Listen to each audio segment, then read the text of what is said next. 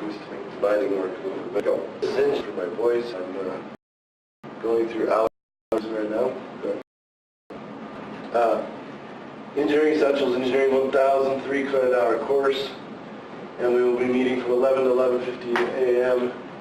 and Monday, Wednesday, Friday, and it's a distance learning course, a podcast available. So right at the present, we don't have anyone doing this distance learning. We just have a student doing podcasts, and a couple here at the college as well.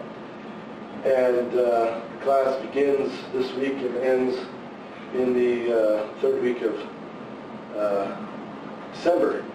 And if you need to drop this class, I recommend doing it earlier rather than later so that you don't get, you don't have to pay for a class that you're not taking. My office hours are actually different than this now, and they're kind of up in the air right now because I'm changing some course times around to accommodate students, but I think I still have the Tuesday and Thursday 10 a.m. to noon. And I think now I've actually added on a Wednesday from 10 a.m. to noon, or no, not a Wednesday from 10 a.m. to noon. Maybe a Friday from noon to 2 or something. I don't know. But anyway, I've got office hours all the time. If I'm in my office, you can come talk to me, and I'll help you out. It's one way or the other. We'll figure it out. So, what is this course all about? This is an introductory course, one semester, for students who are considering engineering as a career. And what we're trying to do with this course is to introduce students to the engineering field in as many different subfields as possible, help them to understand the education involved in engineering, the opportunities for jobs in engineering. We will also include histories of engineering, achievements and failures in engineering, and look at some engineering today. We will have group projects and individual projects, and these are designed to give you a little bit of experience in the design aspect of engineering, but also in project planning, teamwork, communication. This course is part of MPCC's Engineering Academy that is preparing students to become engineers. So the textbook is Concepts in Engineering, second edition. It looks like this red book, red and green kind of, these track people on the front of it. It's a good book in introducing people to engineering. I really like it. We will, in this class, we will have a lot of discussions, a lot of projects. But then you'll also have students who will be reporting on projects, doing presentations, for example, on their project. We will do virtual experiments, online exploration and research, lots of other things like that. The lectures will be recorded, and I will post them on YouTube, and I will send that channel out when I post the first video today. So I'll give every student a channel so that they can go back and watch the videos of class if they want to, and then we're good to go. Course requirements, quizzes are given at the start of class each day. Now, that doesn't necessarily mean we'll have one every day, but if we do have a quiz, it will be at the beginning of class, so make sure that you're taking the class on time. And if you're not taking it on time, you go and watch the video and take the quiz then, and then get it to me. The quizzes you will write down on paper, and you will turn it to me. Homework will be assigned in class, and I do have a basic list of homework assignments, but I don't have all the details of the assignments. It's your responsibility to write down the details of the assignments each day on that list on the syllabus, and then turn in the assignment according to the details that I've given you. So I may tell you how many pages I want, or what particular thing that I want you to look up for that assignment, or I might tell you how many words I want in a paragraph or something. So keep that in mind. For example, so this is something you should write down right now. The first engineering assignment is an engineering video assignment, and that was given on Wednesday. And since this is our first video day, we'll push that off till today. So essentially today's assignment is this engineering video assignment and the engineering video report. I want you to watch 60 minutes of video about engineering, your choice. It can be one video, it can be several videos, but I want you to watch some video about engineering. Where can you find that? You can find it all kinds of places. YouTube's a great place. But there are other video websites, and there are many engineering websites where you can find videos like this. And then I want you to give me one-page typed report on the video that you watched, including where you watched it, what the video was called, maybe who made it, and tell me what it was about. Give me some details, things that you learned, things that you found interesting, things that you want to learn. So that is what this is about. It's one page typed. I want it to be a normal font, like Times New Roman, so it's easy to read. And I would like it to be about 12 font, space and a half. Don't single space it, it's hard to read. And double spacing is kind of hard to read too, and it's kind of a cop-out too. So about one page, space and a half, 12-point Times New Roman font. Yeah, anyway. And that will be due, and I don't have a due date for it because this is the first week and things get all mixed up all the time anyway, but it will be due probably next Wednesday when we meet again. Next Monday we do not have class, and so we don't have to worry about that. So that's our first assignment, and those are the details for that assignment. You should write them down on that assignment sheet so that you know what the details of that assignment are. Other assignments in the homework will be included. There are lots of other ones. And then we will also have projects and project reports. So every project will have a report associated with it, and you will turn those in for credit. Then we will also have some exams and presentations. Presentations that you give will be counted as an exam. So make sure that you put both the effort and the time into them that they require. Professionalism, this I put in there because engineers have to learn to work with other people a lot and communicate with other people a lot, and they have to learn to do it professionally. So just be aware of how you're communicating with me and with your classmates. We essentially want them to be polite and respectful and productive, right? And you got to learn to do that. You have to learn to behave that way professionally. And most students get all those points. It's rare when I have to come down on a student for being obnoxious or rude or whatever else. I have had to do it, but not very often.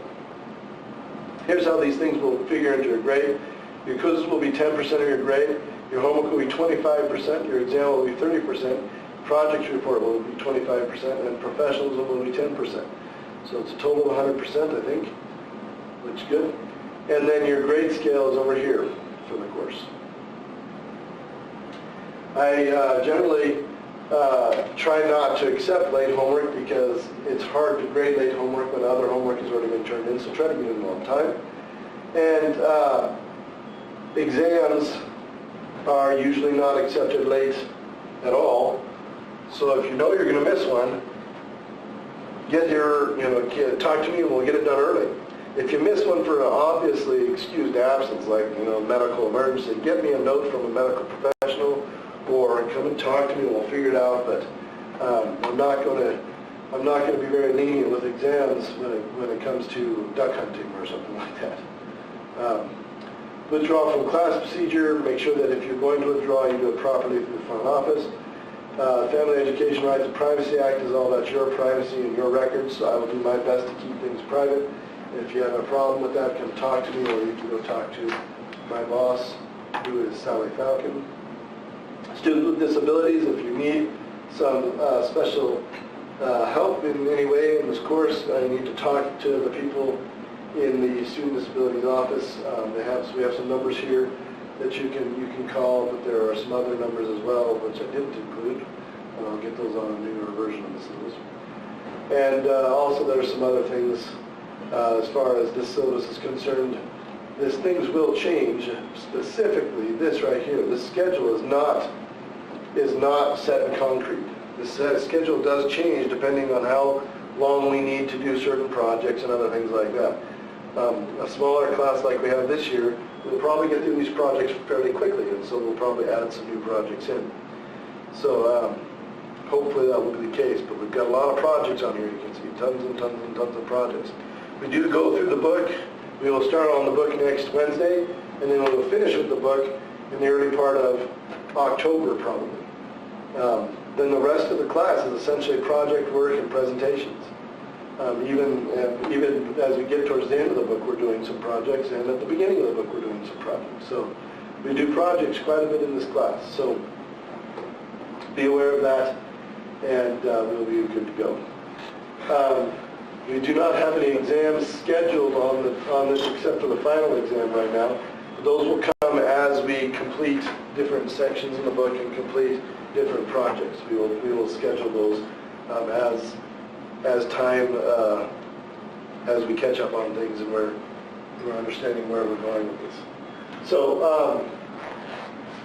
like I said, I will get you I will actually print off, I'll probably email it to you guys, a better version of this syllabus.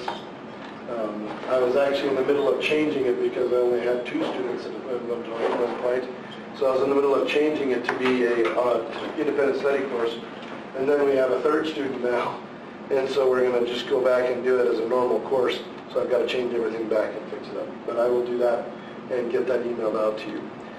So as far as today is concerned, I will be emailing.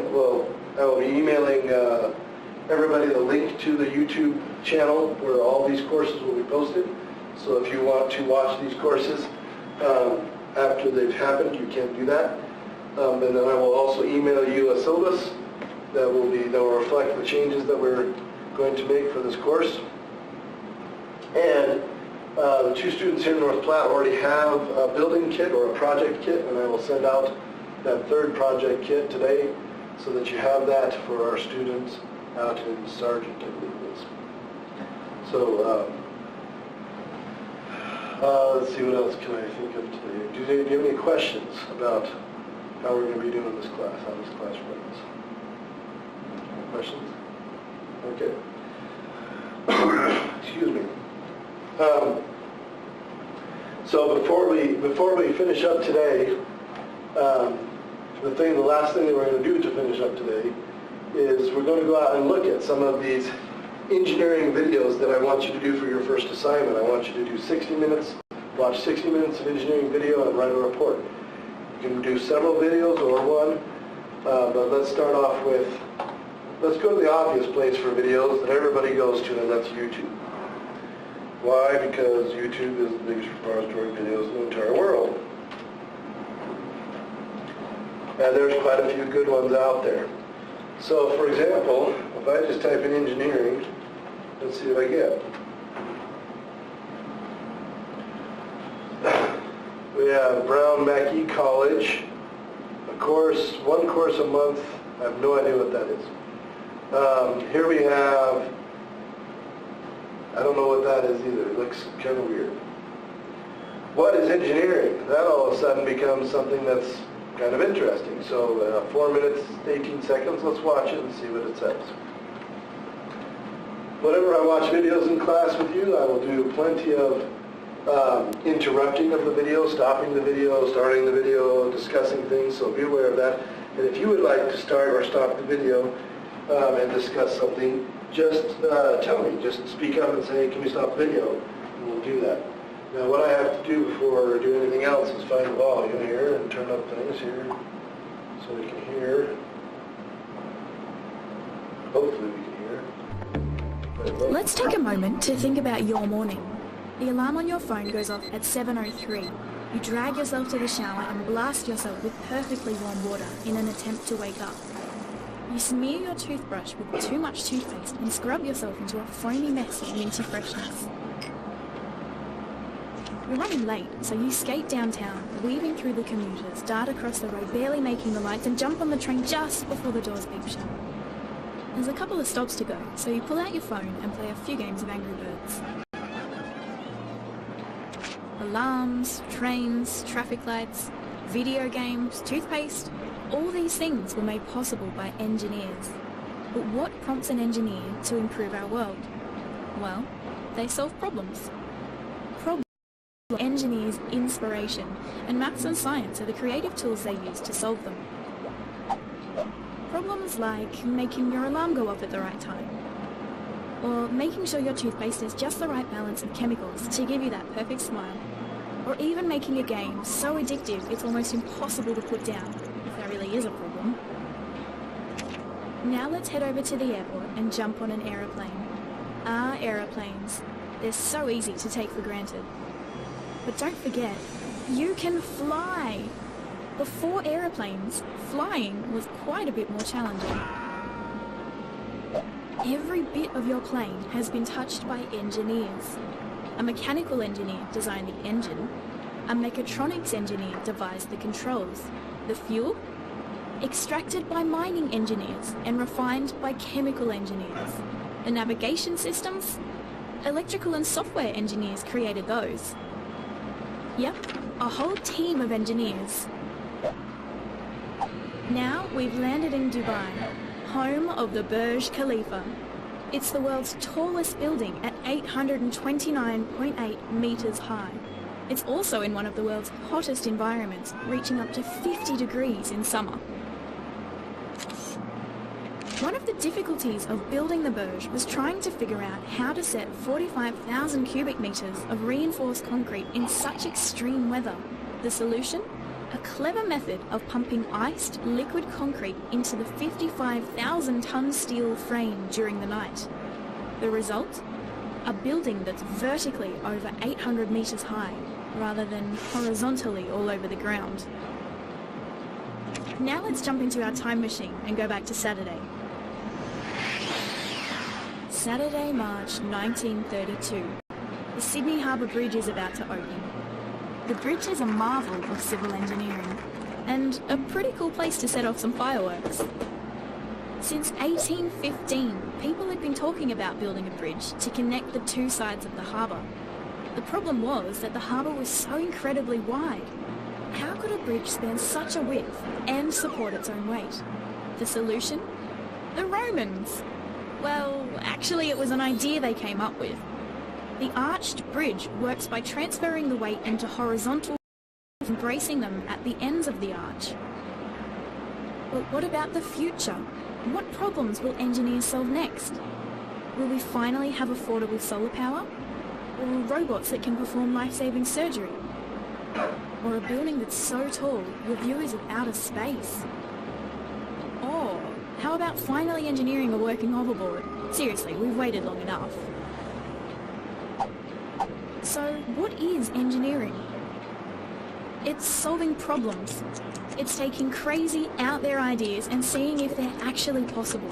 And when they are, the idea is shared with the world to make all our lives better. So, what problems do you want to solve?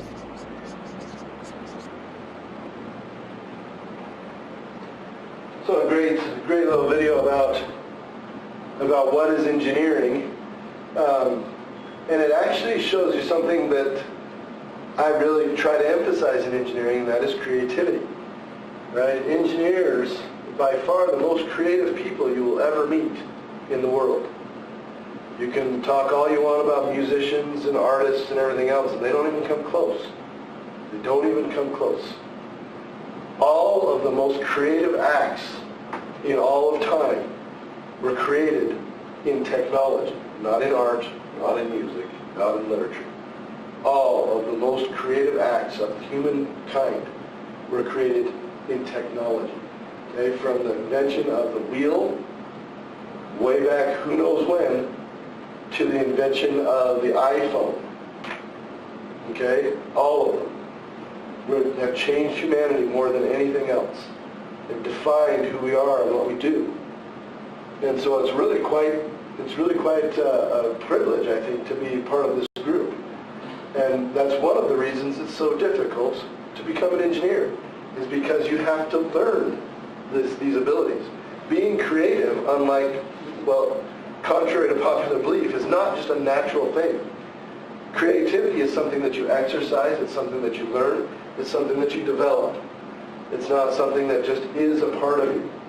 Okay? People that are creative do creative things and they become more creative, and that's why they're creative. It's because they keep doing more creative things and they keep becoming more creative, and that's why they're creative. And they keep doing more creative things. And it's a cycle that never ends. Okay? And that's what we're trying to build in you in an engineering environment, engineering schooling environment. Okay? So a great video, I think. Let's take a look at some others. How much math is used in engineering? Wow, that could get really depressing. A lot. The 6 Guys You Meet in Engineering. Don't know if you want to watch that one. That might also be depressing. Here's another great one.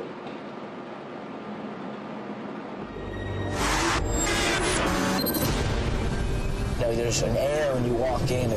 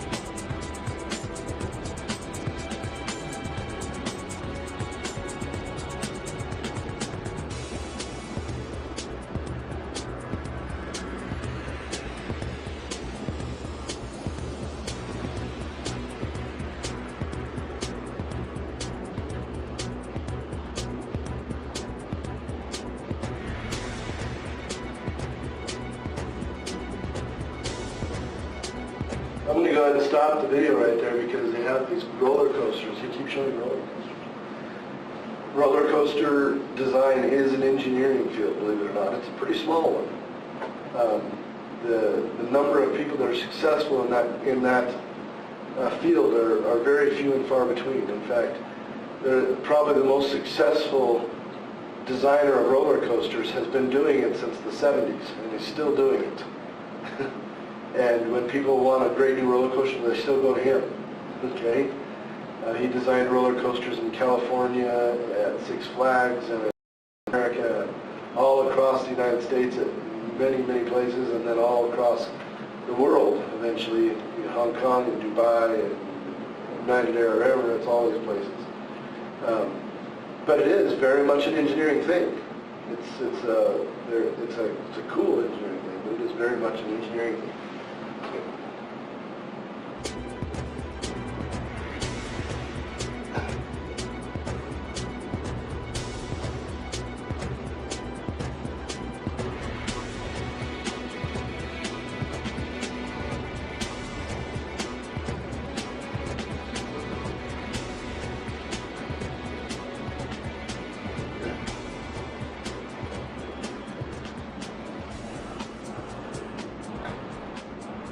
Past 7 billion people in the world last year. We're going to be past 9 billion by the year 2050.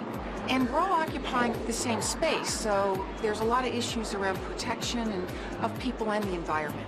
Solving those types of problems is right in the core of what engineers do. If we don't train engineers, we won't have an auto industry, we won't have an airplane industry, we won't have a Googles or Facebooks or Amazon. The big issues we're trying to address in the world, be that energy, food, environment, urbanization, they're all systems issues, and engineering can bring unique value with their systems approach. Engineering sits at the heart of the changes that we see in every field, from energy consumption to urban design, or the field I know best, technology. Engineers are driving the future. At Intel, I'm inspired and amazed every day by what our engineers can achieve. I hope you will join us in the Stay With It community and one day create something we have yet to imagine.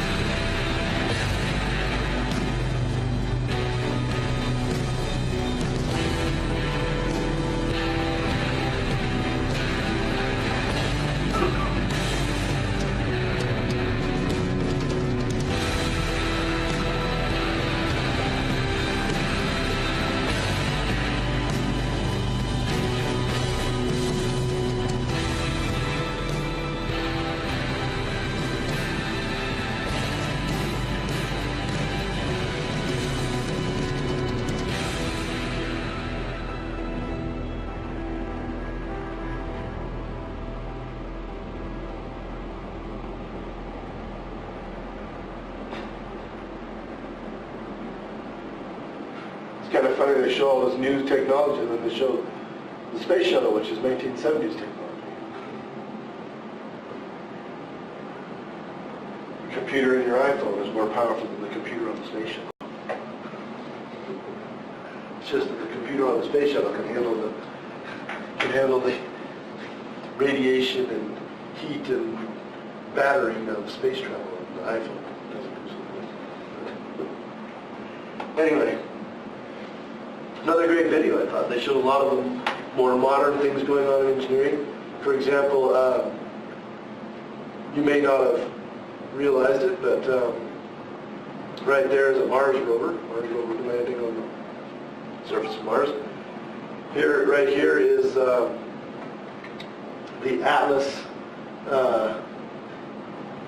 Atlas detector at the CERN Super Collider in Switzerland that just discovered the God particle you've probably heard about. The Higgs boson, as it's called. Right here is a really cool land transit bridge, essentially, for watercraft. So you have these boats that can actually go across land by using this land transit bridge. Little bridge of water that goes over the top of the land instead of the land going instead of the other way around. Instead of building a bridge, instead of a bridge for land vehicles over water, it's a bridge for water vehicles over land. Right? That's the best way to say it, I suppose. There are some other ones in here that I saw that are quite new technology. There's some good ones. This is a great video. Lots and lots of three-dimensional design, obviously. So let's go watch another one. We've got time to watch a couple more, maybe. Let's get a little more specific though. We just typed in engineering. Let's type in engineering and let's type in a pretty hot field right now that everybody's talking about.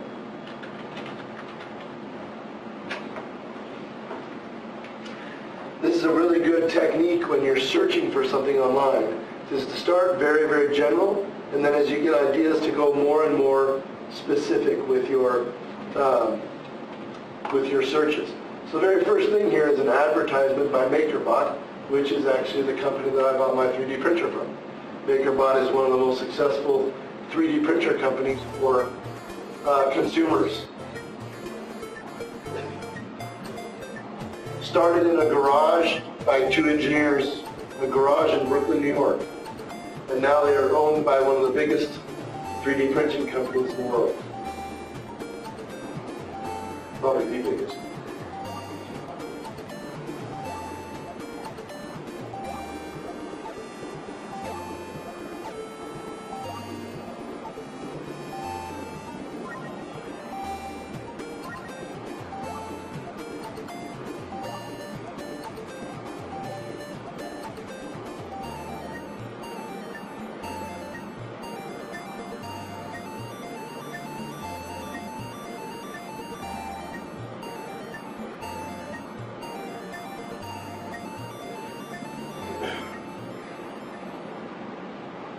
So a great little video showing some 3D printing, but not exactly what I was looking for.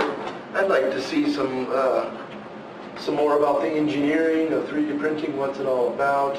So let's take a look at, let's look at maybe,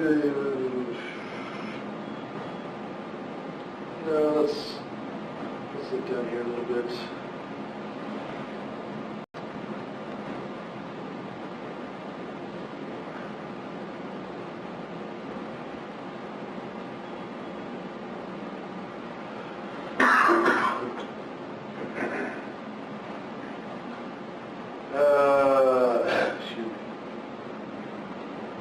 Chemical reactors made by 3D printing.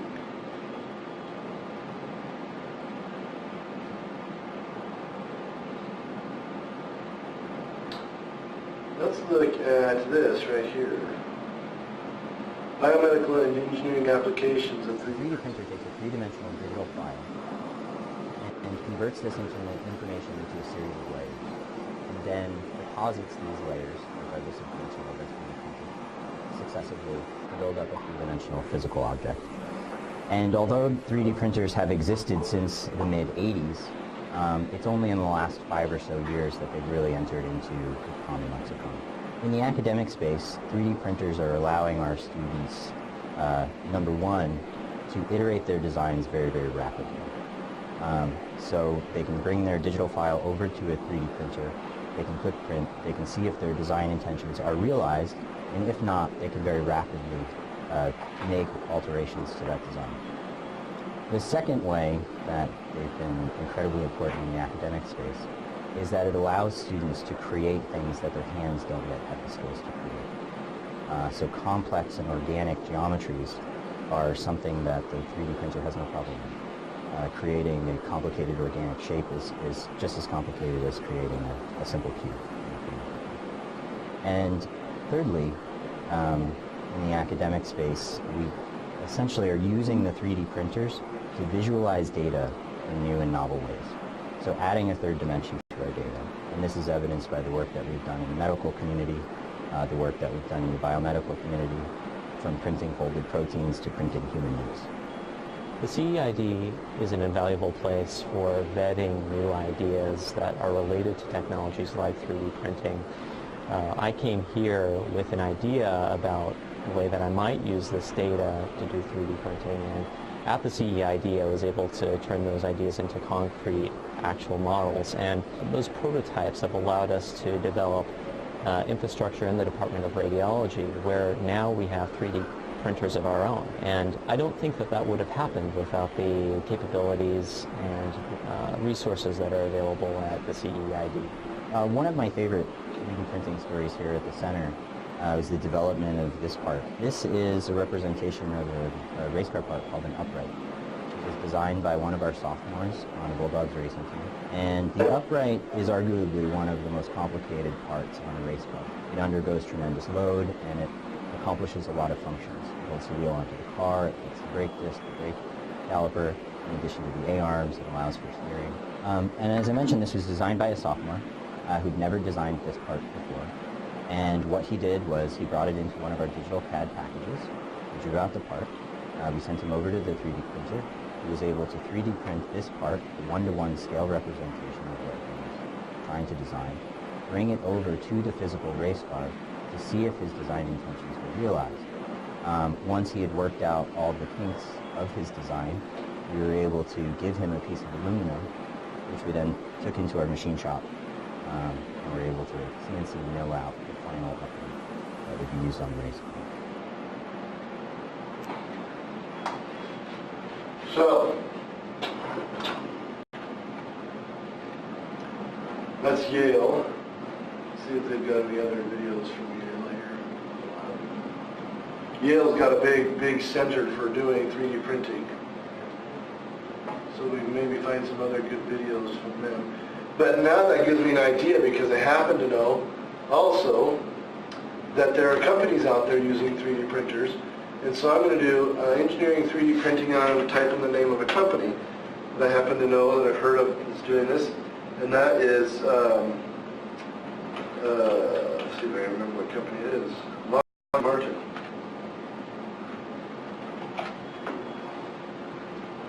So Lockheed Martin builds, for example, the stealth fighter, the F-22.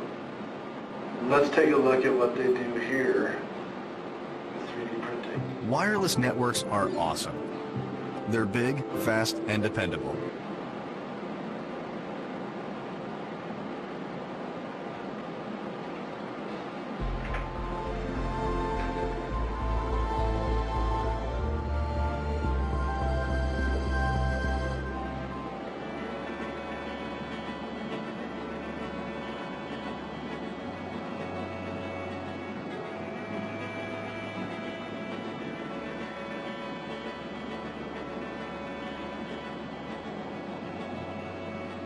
.3D printing is a rapid prototyping technique that's used to build solid parts directly from a CAD model by printing solid structure a layer at a time.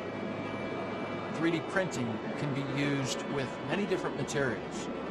We're interested in thermoplastic polymers because we can compound them with a wide variety of other materials to control final properties making blended composites and functional materials.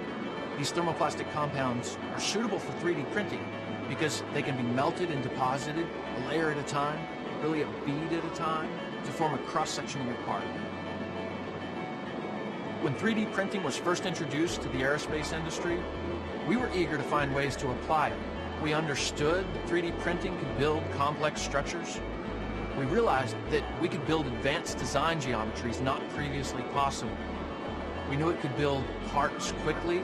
We could send a CAD drawing to a 3D printer, and we would arrive at a functional part within a day. So early on, we began a project to develop new thermoplastic compounds that could be used in a 3D printer and applied to our manufacturing concept. We explored a wide range of polymers and reinforcements, such as carbon fiber, nanotubes, powders, and other fillers. Each new composition designed to address engineering functionality. We extended the concept to not only control the composition and functionality of the part, but to control the composition at every location of the part, changing it on the fly as needed. We called this process point-wise composition control. Why would you want to control the material properties of a part? You might want to make a part very strong and stiff in some locations, and perhaps temperature resistant, and in other locations, you might make it transparent for communication. One of the limitations of conventional 3D printers is the build envelope. You're restricted to building in a heated oven or limited to building inside a chamber. We've mounted an extruder on a large 6-axis articulated robot so we can deposit large structures. And we've incorporated mixing and blending equipment in line so that we can adjust composition on the fly. This part was built to capture the imagination of designers. This part visually communicates that you can build a single structure with very different geometries at different locations of the part. But you can also control composition. This part happens to be graded from green to blue. This part could also be graded in thermal properties, electrical properties, or it could be graded in other types of functionality. So, let's say you're going to build a hand-launched UAV, and you wanted to build all of the electronics embedded in the wings of this small UAV. You'd want a strong and stiff structure for the internal wing, but you'd want a lightweight, durable skin and solvent-resistant material for fuel storage locations. Different functional properties require different material compositions. That's what point-wise composition control allows. If you extend this process all the way to our manufacturing concept, you could build an entire airplane. Now, if we're going to use this process in manufacturing to build a full-size cargo plane, we're going to need several robots. But that's okay. Robots are cheap.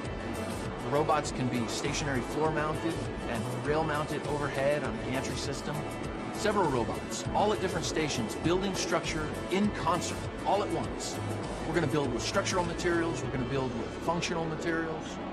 We're going to control density, stiffness, and material properties all over this airplane. And because we build directly from our CAD drawing, we're going to be able to quickly and affordably build complete products that have geometry and design that have not been possible before. This is the factory of the future.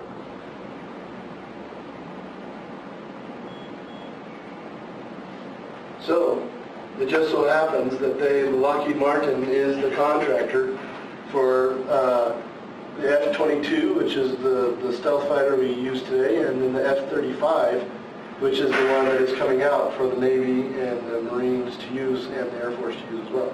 It's the Joint Strike Fighter. And they are 3D printing entire parts in this thing. They're not 3D printing the entire plane, but that is their end goal. They really think that they can achieve that, and I believe they can. I actually have a couple friends that work there. Actually, one of my good friends is one of the high-end bigwigs there, and he was telling me about this, and it's really exciting. It's good stuff. So, it's engineering is really coming a long way today, and there's a lot of great things to study, a lot of great things to learn about. Go out there and find some great video. It can be in something that you're interested in, or it can be in something that you discover while you're out there looking at video, and then all of a sudden you become interested in, or it can just be on whatever. It can be on history of engineering. But find a good hour's worth of video on engineering, I want you to tell me what videos you watched, where you got them from, where you watched them at, and tell me what you learned and what your interests are in there, the things that excited you. Give me a page or so of typed report, and we'll see you guys on Wednesday next week. No class on that. Have a good one.